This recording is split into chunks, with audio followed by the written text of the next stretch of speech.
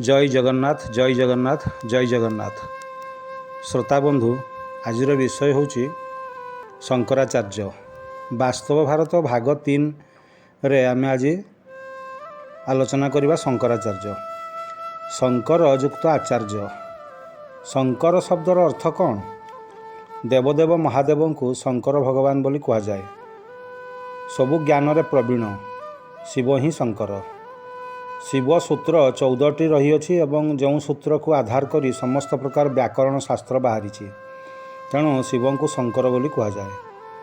तेबे हिंदू धर्मर अद्वैत वेदांत पंथी मानकर मठर मुख्य को शंकराचार्य कह जाए।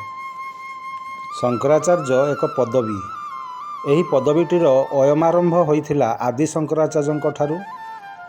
आदि शंकराचार्य ठारू परवर्ती धर्मगुरु मानकु शंकराचार्य कहगला। यही अद्वैत वेदांतर प्रचलन 16विंश शताब्दी आरंभ होइथिला। आचार्यर अर्थ शिक्षक। शंकराचार्य को शंकर भगवत पाद बा शंकर भगवत पादाश्चार्य मध्य कह जाए। आदि शंकराचार्य जीवन विषय सेमिति वास्तव प्रमाण नहीं, किंतु हिंदू धर्म और संस्कृति को से जेभली शैली उपस्थापन करथिले तार पटांतर नहीं।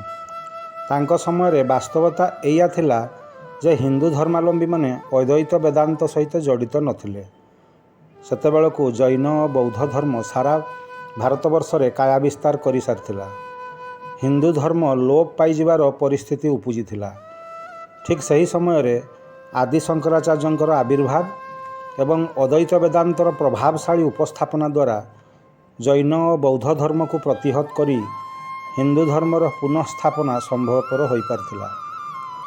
पंच देवी देव पूजा विधिर प्रचलन हैला, जोंथरे 5 जन देवी देवता को पूजा उपचार करागला। सेमाने हेले गणेश, आदिशक्ति, शिव, विष्णु एवं सूर्य। आदि शंकराचार्यंकर जुक्ति थिला ए समस्त देवी देवता माने होउछंती ब्रह्म बा अदृश्य परमात्मांकर विभिन्न रूप। प्रकृति बा धरित्री मातांको उपरे जो माने जीव माने सब जन्म नहीं सेमाने समस्ते यही 5 देवी देवता मानकर अधीन। किंतु जीव माने चाहिले मृत्यु, दुख, दुर्भाग्य एवं माया ठारू मुक्ति प्राप्त करि परिबे। वास्तव में अद्वैत वेदांत एक हिंदू दर्शनर पुराणा मतवाद एवं एक उच्च कोटीर आध्यात्मिक अभ्यास अटे। अद्वैत एक मूल संस्कृत शब्द एवं यार अर्थ होची एक ब्रह्म द्वितीय नास्ति, नॉट टू, नॉन डुआलिटी। ए दर्शन शिक्षा दिए जे मोक्ष बा मुक्ति बा फ्रीडम होची मनीष जन्मर उद्देश्य। इंग्राजी रे यार अनेक प्रतिशब्द जेमिति लिबरेशन, एनलाइटेनमेंट, स्पिरिचुअल अवेकेनिंग बा सेल्फ रियलाइजेशन। तेबे प्रश्न आसे ए अद्वैत दर्शन रे मुक्तिर अर्थ कौन? अद्वैत मतरे मुक्ति अर्थ चिंतारू मुक्ति। आमे प्रत्येक मनीष दुईटी जीवन जी थाऊ। आम चिंतार थिवा गोटिए जीवन, आम चिंतार थाई गोटिए जीवन एवं अन्यटी आमर वर्तमान रे घटुथिबा जीवन। ए दुईटी जीवन आमर अनुभव करिवाटा हेउछि डुआलिटी। एही डुआलिटी बा दुईटीर अनुभव रु मुक्ति दरकार। अर्थात जेतेबेले आमे चिंताशून्य होई केवल वर्तमान को अनुभव करिबा, वर्तमान को उपभोग करिबा, एहा ही अद्वैत अनुसार मुक्ति। वाननेस ऑफ अद्वैत बा एक ब्रह्म द्वितीय नास्ति एही भली वर्णित होइथाए।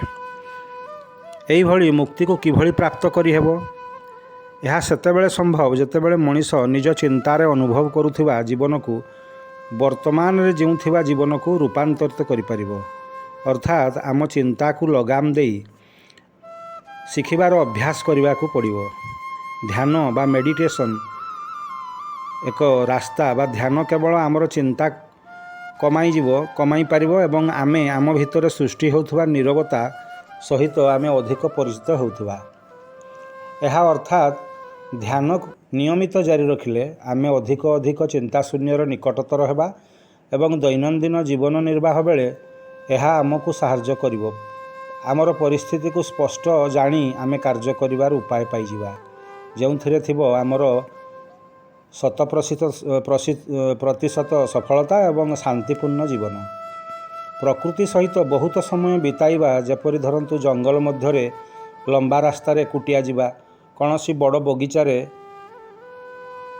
ଲମ୍ବା ସମୟ କଟାଇବା ବା ଶସ୍ୟ କ୍ଷେତ୍ରରେ ଏକୁଟିଆ କଟାଇବା, ଏହା ଆପଣଙ୍କର ଚିନ୍ତା ପ୍ରକ୍ରିୟାକୁ କମାଇବ ଏବଂ ଚିନ୍ତାଶୂନ୍ୟ ଅନୁଭୂତିକୁ ଗଭୀର କରିପାରିବ।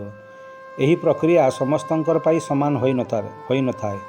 କାହା ପାଇଁ ଗାର୍ଡେନିଂ ବା ବଗିଚାରେ କାମ କରି ସମୟ ବିତାଇବା, କାହା ପାଇଁ ଡ୍ୟାନ୍ସିଂ ବା ନୃତ୍ୟ ପରିବେଷଣ କରିବା, ନୃତ୍ୟ ଶିକ୍ଷା କରିବା, ଯୋଗ କରିବା, ଯୋଗ ଶିକ୍ଷା କରିବା, ସଙ୍ଗୀତ ଗାନ କରିବା, କାହା ପାଇଁ କ୍ରୀଡ଼ା, କାହା ପାଇଁ ସଙ୍ଗୀତ ସାଧନା, କାହା ପାଇଁ ସଙ୍ଗୀତର କ୍ରିଏସନ୍ ଇତ୍ୟାଦି ମଧ୍ୟ ଚିନ୍ତାଶୂନ୍ୟତାକୁ ବାସ୍ତବ ଜୀବନ ମଧ୍ୟରେ ଥିବା ଫାଙ୍କକୁ ଆମର ପୂରଣ କରିପାରେ।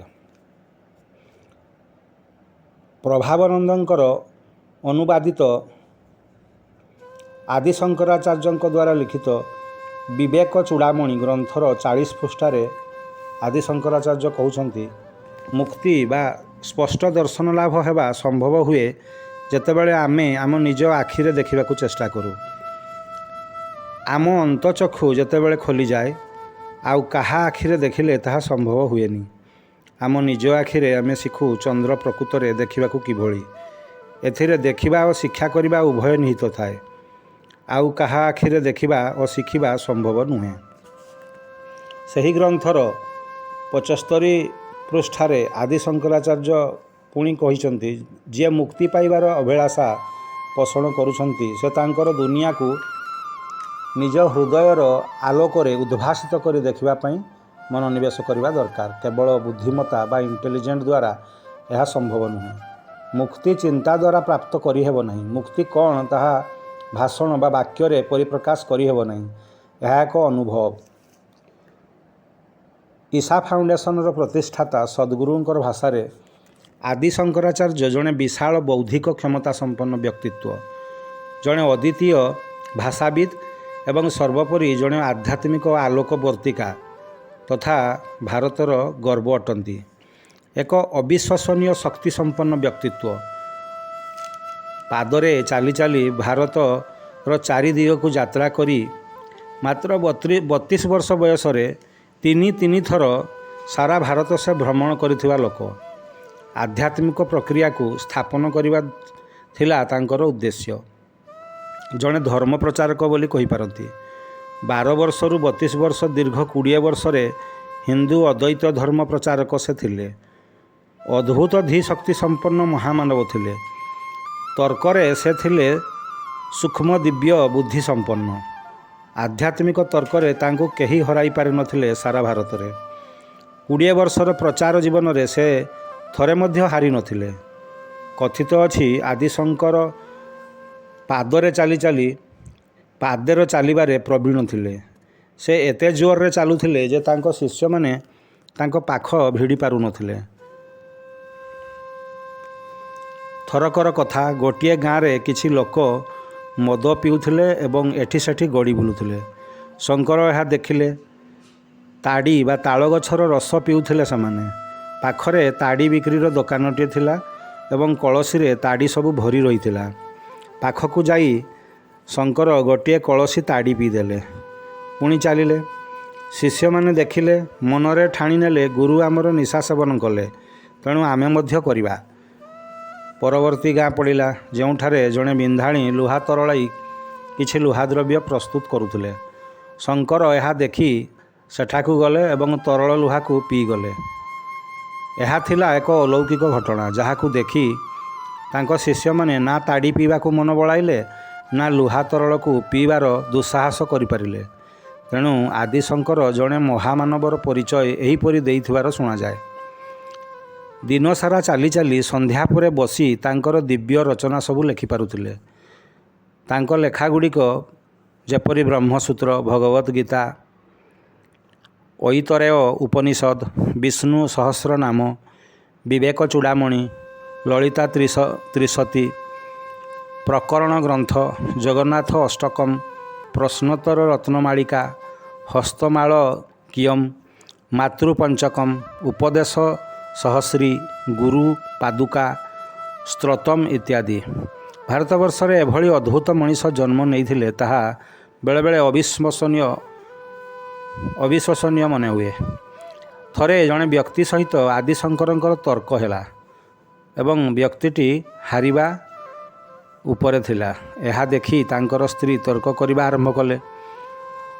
ଆଦିଶଙ୍କର ବ୍ରହ୍ମଚାରୀ ଜାଣି ସ୍ତ୍ରୀ ଲୋକଟି କାମସୂତ୍ର ଏବଂ ଶରୀର ସମ୍ବନ୍ଧୀୟ ପ୍ରଶ୍ନ ସବୁ ପଚାରିବାକୁ ଲାଗିଲେ, ଯାହାର ବ୍ୟବହାରିକ ଦିଗ ଆଦିଶଙ୍କରକୁ ଜଣାନଥିଲା। ତେଣୁ ସେ ସ୍ତ୍ରୀ ଲୋକ ପାଖରୁ 1 ମାସ ସମୟ ମାଗିଲେ। ସ୍ତ୍ରୀ ଲୋକଟି ରାଜି ହେଲା। ଠିକ୍ ସେହି ସମୟରେ ସେ ଦେଶର ରାଜାଙ୍କର ଦେହାନ୍ତ ଘଟିଥିଲା। ଆଦିଶଙ୍କର ଏହାର ସୁଯୋଗ ନେଲେ। ଶିଷ୍ୟଗଣଙ୍କ ସହିତ ନିକଟରେ ଥିବା ଏକ ଗୁମ୍ଫାକୁ ଗଲେ ଏବଂ ଶିଷ୍ୟମାନଙ୍କୁ କହିଲେ, ଏ ଗୁମ୍ଫା ଭିତରେ ମୋ ଶରୀରର ଯତ୍ନ ନେବ। କାହାକୁ କୌଣସି ହାଲତରେ ଗୁମ୍ଫା ମଧ୍ୟକୁ ଛାଡ଼ିବ ନାହିଁ। ମୁଁ କୌଣସି କର୍ମରେ ଏ ଶରୀର ଛାଡ଼ି ଯାଉଛି। ଏହା କହି ରାଜାଙ୍କର ମୃତ ଶରୀରରେ ଆଦି ଶଙ୍କରାଚାର୍ଯ୍ୟ ପ୍ରବେଶ କରିଗଲେ ଏବଂ କାମସୂତ୍ରର ବ୍ୟବହାରିକ ଅନୁଭବକୁ ଶିକ୍ଷା କରିବାକୁ ଲାଗିଲେ। ମାସ ଭିତରେ ଏ କାର୍ଯ୍ୟ ସମ୍ପନ୍ନ କରି ନିଜ ଶରୀରକୁ ଫେରିଆସିଲେ। ସ୍ତ୍ରୀ ଲୋକକୁ କାମସୂତ୍ର ତର୍କରେ ପରାସ୍ତ କଲେ। ଜୀବନୀ ଶକ୍ତି 5ଟି ରୂପରେ ବା ଆୟାମରେ ବ୍ୟକ୍ତ ହୋଇଥାଏ। ସେଗୁଡ଼ିକ ହେଲା ପ୍ରାଣବାୟୁ, ସମାନ, ଉଦାନ, ଆପାନ ଏବଂ ବ୍ୟାନ। ପ୍ରାଣର ଏ 5ଟି ଅଭିବ୍ୟକ୍ତିରେ ଅଲଗା ଅଲଗା କର୍ମ ସବୁ ହୋଇଥାଏ। ପ୍ରାଣବାୟୁର କାମ ହେଉଛି ଶ୍ୱାସ ପ୍ରଶ୍ୱାସକୁ ଚଳାଇବା, ବିଚାରକୁ ଚଳାଇବା, ସ୍ପର୍ଶର ଉପଲବ୍ଧି କରାଇବା। କେହି ଜୀବିତ ବା ମୃତ ଏହା ଅନୁଭବ ହୁଏ ଶ୍ୱାସ ପ୍ରଶ୍ୱାସରୁ। ଶ୍ୱାସ ବନ୍ଦ ହେଲେ ମୃତ ବୋଲି ଧରାଯାଏ। ଶ୍ୱାସ ବନ୍ଦ ହେବାର କାରଣ ଶ୍ୱାସବାୟୁ ବାହାରକୁ ଚାଲି ଆସିବାକୁ ଚାହେଁ, ଶରୀର ଭିତରକୁ ଆଉ ଯିବାକୁ ଚାହେଁନି। ପ୍ରାଣବାୟୁ ଶରୀର ଭିତରୁ ସମ୍ପୂର୍ଣ୍ଣ ବାହାରି ଯିବାକୁ ପ୍ରାୟ 1.5 ଘଣ୍ଟା ସମୟ ନେଇଥାଏ। ଆମ ପରମ୍ପରା ଅନୁସାରେ ଶ୍ୱାସ ବନ୍ଦ ହେବାର 1.5 ଘଣ୍ଟା ପରେ ହିଁ ଶରୀରର ସଂସ୍କାର କରିବା ବିଧେୟ। କାରଣ ଶରୀର ସେବେ ସୁଦ୍ଧା ଅନ୍ୟ ରୂପରେ ଜୀବିତ ଥାଏ। ତେଣୁ 1.5 ଘଣ୍ଟା ଭିତରେ ଶରୀରର ବିଚାର ପ୍ରକ୍ରିୟା, ସ୍ପର୍ଶ ଶକ୍ତି ଓ ସମ୍ବେଦନା ସବୁକିଛି ଶେଷ ହୋଇଥାଏ। ତେଣୁ ଶରୀର ସମ୍ପୂର୍ଣ୍ଣ ମୃତ ହୋଇପାରେ। ପ୍ରାଣଶକ୍ତିର ବାକି କିଛି ଅଂଶ ତଥାପି ମହଜୁଦ ଥାଏ। 12ରୁ 14 ଦିନ ପର୍ଯ୍ୟନ୍ତ ମୃତ ବ୍ୟକ୍ତିର ଉଦାନ, ଆୟାନ, ଆପାନ ଏବଂ ବ୍ୟାନ ଏସବୁ ବଳବତ୍ତର ରହିଥାଏ ଯଦି ଶରୀରକୁ ସଂସ୍କାର ନ କରାଯାଏ।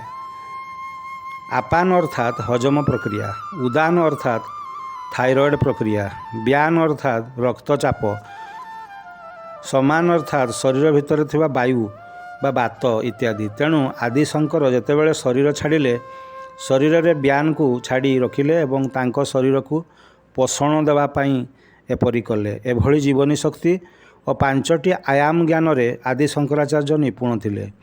ଆୟାମ ଅର୍ଥାତ୍ ଶରୀରର ବିଭିନ୍ନ ପ୍ରକ୍ରିୟାର ଅନୁଭବକୁ ଧାରଣ କରିବା। ଈଶା ଫାଉଣ୍ଡେସନର ପ୍ରତିଷ୍ଠାତା ସଦ୍ଗୁରୁଙ୍କ ମତରେ ମୃତ୍ୟୁର ପ୍ରଥମ 1.5 ଘଣ୍ଟା ଭିତରେ ମୃତ ଶରୀରରେ ପ୍ରବେଶ କରିବା ଜଣେ ସାଧକଙ୍କ ପାଇଁ ସହଜ ହୋଇଥାଏ, ଯାହା ଆଦିଶଙ୍କର କରିପାରିଥିଲେ। ଏବେ ଏହା ଏକ ଦୁର୍ଲଭ ପ୍ରକ୍ରିୟା ଯାହା ପ୍ରାୟ ଲୁପ୍ତ ହୋଇଗଲାଣି। ଆଧ୍ୟାତ୍ମିକ ମାର୍ଗର ଏ ଦୁର୍ଲଭ ପ୍ରକ୍ରିୟା ବିଷୟରେ ଶୁଣି ଆଜିର ଆଧୁନିକ ମଣିଷ ଏହାକୁ ଏକ କଳ୍ପନା ଦୁନିଆର କଥା ବୋଲି ମାନିନେଲେଣି। ଏଭଳି ଉଚ୍ଚକୋଟୀର ଆଧ୍ୟାତ୍ମିକ ଗୁରୁ ଆଦିଶଙ୍କର ଭାରତର ପୂର୍ବରୁ ପଶ୍ଚିମ, ଉତ୍ତରରୁ ଦକ୍ଷିଣ ଭ୍ରମଣ କରି ହିନ୍ଦୁ ଧର୍ମର 4ଟି ମଠ ବା 4ଟି ପୀଠ ସ୍ଥାପନ କରିଥିଲେ। ପୂର୍ବରେ ପୁରୀଠାରେ ଗୋବର୍ଦ୍ଧନ ମଠ ବା ଗୋବର୍ଦ୍ଧନ ପୀଠ, ପଶ୍ଚିମରେ ଦ୍ୱାରିକାଠାରେ ଶ୍ରଦ୍ଧାପୀଠ, ଉତ୍ତରରେ ବଦ୍ରିକାଠାରେ ଜ୍ୟୋତିର୍ପୀଠ ଏବଂ ଦକ୍ଷିଣରେ କର୍ଣ୍ଣାଟକରେ ଶ୍ରୀଙ୍ଗେରୀ ଶାରଦା ପୀଠମ୍। ଯିଏ ସର୍ବଶାସ୍ତ୍ରରେ ନିପୁଣା, ସମସ୍ତ ବିଦ୍ୟା, ବେଦ, ବେଦାନ୍ତ, ସର୍ବପ୍ରକାର ବିଦ୍ୟାରେ ଯିଏ ଅଳଙ୍କୃତ, ଯିଏ ମା ସରସ୍ୱତୀଙ୍କର ସହିତ ସମକକ୍ଷ ହୋଇଥାନ୍ତି, ସେ ଶଙ୍କରାଚାର୍ଯ୍ୟ ହୋଇଥାନ୍ତି। ଏବେ ପୁରୀ ଗୋବର୍ଦ୍ଧନ ପୀଠର ଶଙ୍କରାଚାର୍ଯ୍ୟ ସ୍ୱାମୀ ନିଶ୍ଚଳାନନ୍ଦ ସରସ୍ୱତୀ ହେଉଛନ୍ତି 145ତମ ଜଗଦ୍ଗୁରୁ। ଆପଣମାନେ ଜାଣି ଆଶ୍ଚର୍ଯ୍ୟ ହେବେ କିପରି ଏହି ଶଙ୍କରାଚାର୍ଯ୍ୟ ପଦ ଅଭିଷେକ ହୋଇଥାଏ ବା ପଦଗୁଡ଼ିକ ପୂରଣ ହୋଇଥାଏ। ଗଙ୍ଗା କୂଳରେ କୁମ୍ଭମେଳା ସମୟରେ ପରିବ୍ରାଜକମାନେ ସବୁ ଆସି ଉପବେଶନ କରିଥାନ୍ତି। ସେମାନେ ସବୁ ଭାରତର ବିଭିନ୍ନ ପ୍ରାନ୍ତରରୁ ଆସିଥିବା ବିଦ୍ୱାନ ଏବଂ ମହାମନୀଷୀଗଣ। ଶଙ୍କରାଚାର୍ଯ୍ୟ ପଦବୀ ପାଇଁ ସେଠାରେ ପରୀକ୍ଷା ଦେବାକୁ ପଡ଼ିଥାଏ। ମଣିଷ ଯେତେବେଳେ ଦୁଇଟି କାମ ଏକା ସହିତ କରନ୍ତି ତାଙ୍କୁ ଦ୍ୱିବାହିନୀ କୁହାଯାଏ। ତିନୋଟି କାମ ଏକା ସାଙ୍ଗରେ କଲେ ତାକୁ ତ୍ରିବାହିନୀ କୁହାଯାଏ। ସେହିଭଳି ଯିଏ 100ଟି କାମକୁ ଏକା ସହିତ କରିପାରନ୍ତି ତାଙ୍କୁ ଶତବାହିନୀ କୁହାଯାଏ। ଏହି ଶତବାହିନୀ ବିଦ୍ୟାରେ ଯିଏ ପାରଙ୍ଗମ ହୋଇଥାନ୍ତି ସେ ଶଙ୍କରାଚାର୍ଯ୍ୟ ପଦବୀ ମଣ୍ଡନ କରିପାରନ୍ତି। ଶଙ୍କରାଚାର୍ଯ୍ୟ ପଦବୀ ପାଇଁ ପ୍ରାର୍ଥୀମାନଙ୍କୁ ନିରବଚ୍ଛିନ୍ନ ଭାବରେ 100ଟି ପ୍ରଶ୍ନ ପଚରାଯାଏ। ପ୍ରଥମେ ସମସ୍ତ ପ୍ରଶ୍ନକୁ ଶ୍ରବଣ କରିଥାନ୍ତି। ପ୍ରାର୍ଥୀ ଶ୍ରବଣ କରିଥାନ୍ତି ଏବଂ ମନେ ରଖିଥାନ୍ତି। ତାପରେ ଗୋଟି ଗୋଟି ପ୍ରଶ୍ନ ସହିତ ଉତ୍ତର ପ୍ରଦାନ କରିଥାନ୍ତି କ୍ରମାନ୍ୱୟରେ। ଏଭଳି ଏକ କଠିନ ପରୀକ୍ଷା ପରେ ପୁନଶ୍ଚ ତାଙ୍କୁ ପ୍ରଶ୍ନ କରାଯାଏ ଏକ ଅଦ୍ଭୁତ ଶୈଳୀରେ। ଯେମିତି ଧରନ୍ତୁ 50ତମ ପ୍ରଶ୍ନ ପରେ ନିକଟତମ ସ୍କୁଲ ବା ମନ୍ଦିରରେ ଘଣ୍ଟା ବାଜିଥିଲା ଏବଂ ତାହା କେତେବେଳେ ବାଜିଥିଲା। ଏପରି କଠିନ ପ୍ରଶ୍ନର ଉତ୍ତର ମଧ୍ୟ ନିର୍ଭୁଲ ଭାବରେ ଦେଇପାରିବାର କ୍ଷମତା ଯାହାର ଥାଏ ସେ ହିଁ ଶଙ୍କରାଚାର୍ଯ୍ୟ ରୂପରେ ବା ପଦରେ ଅଳଙ୍କୃତ ହେବାର ଯୋଗ୍ୟ ହୋଇପାରନ୍ତି। ଏଭଳି ଧୀ ଶକ୍ତି ସମ୍ପନ୍ନ ବ୍ୟକ୍ତିଙ୍କୁ ଶଙ୍କରାଚାର୍ଯ୍ୟ ପଦବୀ ମଣ୍ଡନ କରିବାର ସୁଯୋଗ ମିଳିଥାଏ। ଗୋବର୍ଦ୍ଧନ ପୀଠ ପୁରୀରେ ଥିବା ଶଙ୍କରାଚାର୍ଯ୍ୟ ଶ୍ରୀମନ୍ଦିର ସହିତ ବିଭିନ୍ନ ପ୍ରକାରରେ ଜଡ଼ିତ ଥାନ୍ତି। ଆଦି ଶଙ୍କରାଚାର୍ଯ୍ୟ ମଧ୍ୟ ଶ୍ରୀମନ୍ଦିର ସହିତ ଜଡ଼ିତ ଥିଲେ। ମହାପ୍ରଭୁ ଶ୍ରୀ ଜଗନ୍ନାଥଙ୍କର ଜଗନ୍ନାଥଷ୍ଟକମ୍ର ସେ ରଚୟିତା। ଆଦି ଶଙ୍କରାଚାର୍ଯ୍ୟ ଭୋଗମଣ୍ଡପର ବା ମହାପ୍ରଭୁଙ୍କର ଭଣ୍ଡ ଘରର ବରାଦି ଭୋଗର ସେ ପ୍ରଚଳନ କରିଥିଲେ। ସେ ଧ୍ୟାନ ବଳରେ ଜାଣିପାରିଥିଲେ ଯେ ଏହି ଭଣ୍ଡ ଘରେ ବରାଦି ଭୋଗକୁ ମହାପ୍ରଭୁ ହାତୀ ଶୁଣ୍ଢରେ ଭକ୍ଷଣ କଲା ଭଳି ଭୋଗ ଗ୍ରହଣ କରନ୍ତି।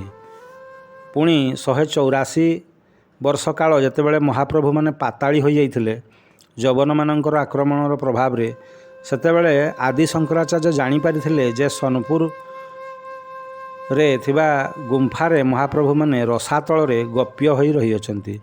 ତେଣୁ ସେଠାରୁ ଚତୁର୍ଦ୍ଧା ମୂର୍ତ୍ତିଙ୍କୁ ଉଦ୍ଧାର କରି ରତ୍ନସିଂହାସନରେ ପୁନଶ୍ଚ ଅବସ୍ଥାପିତ କରାଇବାରେ ତାଙ୍କର ଅଲୌକିକ ଲୀଳା ରହିଥିଲା ଏବଂ ଏସବୁ କାର୍ଯ୍ୟ ଆଦି ଶଙ୍କରାଚାର୍ଯ୍ୟଙ୍କ ଦ୍ୱାରା ସମ୍ପାଦିତ ହୋଇପାରିଥିଲା।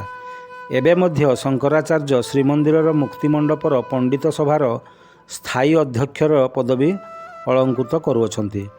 ଶ୍ରୀମନ୍ଦିରରେ କୌଣସି ଭକ୍ତ ବା ସନ୍ନ୍ୟାସୀମାନଙ୍କର ଆସନ ପାରି ବସିବାର ଅଧିକାର ନଥିବା ବେଳେ ଶଙ୍କରାଚାର୍ଯ୍ୟ ଯେତେବେଳେ ବିଜେ କରନ୍ତି ଶ୍ରୀମନ୍ଦିରରେ ବାଘ ଛାଲ ପାରି ବସିବାର ଅଧିକାର ତାଙ୍କର ଅଛି। ତେଣୁ ହିନ୍ଦୁ ଧର୍ମର ଗୁରୁ ପରମ୍ପରା ଅନୁସାରେ ଗୁରୁମାନଙ୍କର ଗୁରୁ ଯିଏ ସେ ହେଉଛନ୍ତି ଶଙ୍କରାଚାର୍ଯ୍ୟ। ଶ୍ରୀଜଗନ୍ନାଥ ମନ୍ଦିରର ସମସ୍ତ ନୀତିକାନ୍ତିର ସଞ୍ଚାଳକ ହେଉଛନ୍ତି ଶଙ୍କରାଚାର୍ଯ୍ୟ। ଯଦି ନୀତିକାନ୍ତିରେ କିଛି ବାଧା ଆସେ ତେବେ ଠାକୁର ରାଜା ଗଜପତି ମହାରାଜ ତାଙ୍କ ସହିତ ବିଚାର ବିମର୍ଶ କରନ୍ତି ଏବଂ ବାଧା ବିଘ୍ନର ସମାଧାନ କରିବାର ବିଧି ସବୁ ବାହାର କରନ୍ତି। ଶଙ୍କରାଚାର୍ଯ୍ୟମାନେ ରାଜନୀତି ଠାରୁ ସବୁବେଳେ ଦୂରରେ ରହନ୍ତି। ତାର ଉଦାହରଣ ଆପଣମାନେ ଏବେ ରାମ ମନ୍ଦିର ଅଯୋଧ୍ୟାରେ ଉଦ୍ଘାଟନୀ ଉତ୍ସବରେ ପୁରୀ ଶଙ୍କରାଚାର୍ଯ୍ୟ ସ୍ୱାମୀ ନିଶ୍ଚଳାନନ୍ଦ ସରସ୍ୱତୀଙ୍କର ଅନୁପସ୍ଥିତିକୁ ଦର୍ଶାଏ। ତାଙ୍କର ଏ ଅନୁପସ୍ଥିତିର କାରଣ ଦର୍ଶାଇ ସେ ନିଜେ କହନ୍ତି ଯେ ଅଯୋଧ୍ୟାର ରାମ ମନ୍ଦିର ଉଦ୍ଘାଟନୀ ଉତ୍ସବ ଏକ ରାଜନୈତିକ ଘଟଣା ବନିଯାଇଛି, ତେଣୁ ସେ ଅନୁପସ୍ଥିତ ରହିଲେ। କେବଳ ସେ ନୁହେଁ, ବାକି 3 ଶଙ୍କରାଚାର୍ଯ୍ୟ ଜ୍ୟୋତିର୍ମଠର ଶଙ୍କରାଚାର୍ଯ୍ୟ ଅଭିମୁକ୍ତେଶ୍ୱରାନନ୍ଦ, ଶ୍ରୀଙ୍ଗେରୀ ଶାରଦା ପୀଠର ଶଙ୍କରାଚାର୍ଯ୍ୟ ଭାରତୀ ତୀର୍ଥ ଏବଂ କାଳିକା ମଠ ବା ଶାରଦା ପୀଠର ଶଙ୍କରାଚାର୍ଯ୍ୟ ସଦାନନ୍ଦ ସରସ୍ୱତୀ ମଧ୍ୟ 2024 ମସିହା ଜାନୁଆରୀ 22 ତାରିଖର ରାମଲାଲା ପ୍ରତିଷ୍ଠା ଉତ୍ସବରେ ଅନୁପସ୍ଥିତ ରହିଥିଲେ। ଏକ ପ୍ରେସ୍ ବିଜ୍ଞପ୍ତିରେ ସେମାନେ ଦର୍ଶାଇଥିଲେ ଯେ ତାଙ୍କର ଅନୁପସ୍ଥିତି ମୋଦି ସରକାରଙ୍କର ବିରୁଦ୍ଧରେ ନୁହଁ ବା ହିନ୍ଦୁ ଧର୍ମକୁ ଉପେକ୍ଷା କରିବା ପାଇଁ ନୁହଁ। ଏହି ରାମଲାଲା ପ୍ରତିଷ୍ଠା ଉତ୍ସବ ଶାସ୍ତ୍ରସମ୍ମତ ହୋଇନଥିବାରୁ ସେମାନେ ବା ଶଙ୍କରାଚାର୍ଯ୍ୟମାନେ ଅନୁପସ୍ଥିତ ରହିବା ଉଚିତ। ପୁରୀ ଶଙ୍କରାଚାର୍ଯ୍ୟ ସ୍ୱାମୀ ନିଶ୍ଚଳାନନ୍ଦ ସରସ୍ୱତୀ ଜଣେ ବରିଷ୍ଠ ଗଣିତଜ୍ଞ। ସେ ବେଦିକ ମ୍ୟାଥମେଟିକ୍ସର ଉପରେ କିଛି ମୂଳ ଗ୍ରନ୍ଥର ରଚୟିତା ଆଉ ସେ ବହୁତ ଜ୍ଞାନୀ ମଧ୍ୟ। ସେ ତାଙ୍କର ସମସ୍ତ ପୁସ୍ତକ ଗୁଡ଼ିକୁ ସ୍ୱର୍ଗତ ଭାରତୀ କୃଷ୍ଣ तीर्थजी महाराजଙ୍କୁ अर्पण କରିଛନ୍ତି। से पुस्तक गुड़िक है तांकर किछि पुस्तकर नाम काल मीमांसा, साहित्य दर्शन, धर्म दर्शन, इम्पोर्टाट टीचिंग ऑफ पूज्य श्रीधर्म सम्राट, दुर्गा स्तोत्रम, वेद विमर्श, सनातन संदेश, दि फिलोसफी ऑफ रथारूढ़ श्री जगन्नाथ दी के एंड द टेंजेंशियल एपिस्टेमोलॉजी, धर्म सिद्धि, गणितालोक, गणितादित्य एभली आहुरी अनेक ग्रंथर रचयिता से अटंती। यही सबू पुस्तक पुरी शंकराचार्य स्वामी निश्चलानंद सरस्वती रचना। आपण मैंने exoticindiaart.com को जाई बही गुड़िकर लिस्ट पाइपर। स्वामी निश्चलानंद जी 1943 मसीह नीलांबर झा नाम बिहारर दरभंगा ठारे जन्मग्रहण करथिले। तांकर नाम थिला ध्रुव चैतन्य एवं परे से निश्चलानंद सरस्वती हेले। राजपुरोहित पंडित श्री लाल वंशी झा तांकर पिता थिले एवं श्रीमती गीता देवी तांकर माता थिले। सबुठारु रोचक कथाटी है भारतर चंद्रयान 2 मिशन प्रकल्प रे निश्चलानंदर लिखित वैदिक मैथमेटिक्स उपयोग करी इसरोर वैज्ञानिक माने बहुत गुड़िए प्रश्न और अवधारणा को समाधान करि पारथिले एवं चंद्रयान 2 मिशन को सफल करि पारथिले। तेणु श्रोताबंधु ए हेउछि भारतर शंकराचार्य मानकर एक संक्षिप्त व्याख्या। ज्ञानर असीम भंडार उपरे बसी भारतीय माने आज लक्ष्यभ्रष्ट।